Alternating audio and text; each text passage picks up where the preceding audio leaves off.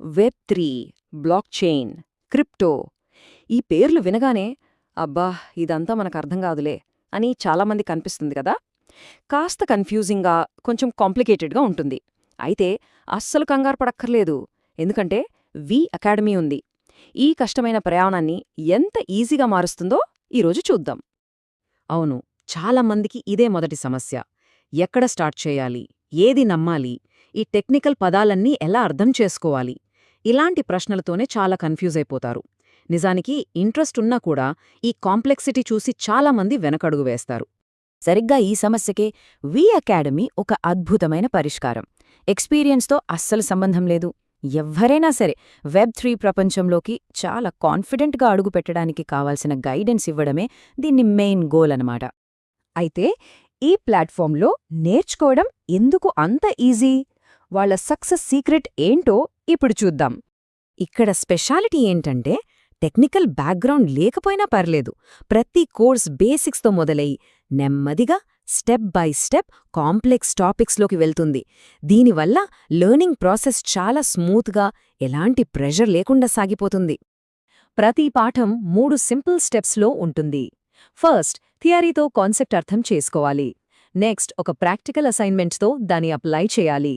ఫైనల్గా ఒక చిన్న టెస్ట్తో నాలెడ్జ్ని చెక్ చేసుకోవాలి. ఈ పద్ధతి వల్ల నేర్చుకున్నది మన మైండ్లో పర్ఫెక్ట్గా రిజిస్టర్ అవుతుంది. సరే, ఇక మాటలు ఆపి నేరుగా ప్లాట్ఫామ్లోకి వెళ్ళిపోదాం. కోర్సుల క్యాటలాగ్లో మన జర్నీ స్టార్ట్ చేద్దాం. రండి.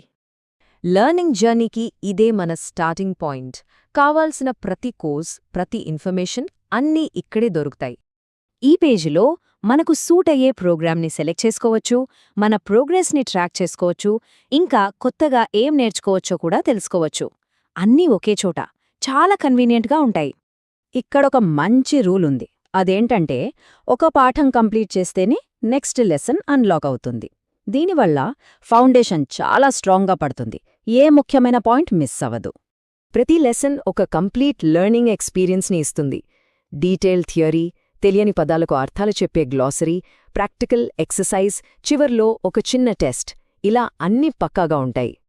ఇప్పుడు పర్సనల్ డాష్బోర్డ్ ఎలా ఉంటుందో చూద్దాం. ఇది మన లెర్నింగ్ జర్నీని మనకోసమే ప్రత్యేకంగా డిజైన్ చేస్తుంది. అద్భుతంగా చెప్పారు కదా. నిజమే, ఇది కేవలం ఒక అకౌంట్ పేజీ కాదు. మన లెర్నింగ్ జర్నీలో మన సక్సెస్ని, మన ప్రోగ్రెస్ని చూపించే ఒక పర్సనల్ ప్రపంచమన్నమాట.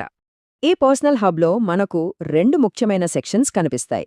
మొదటిది నా కోర్సులు, అంటే ఇప్పుడు మనం నేర్చుకుంటున్న కోర్సులన్నమాట. ఎక్కడ ఆపామో మళ్ళీ అక్కడ్నుంచే పికప్ చేసుకోవచ్చు.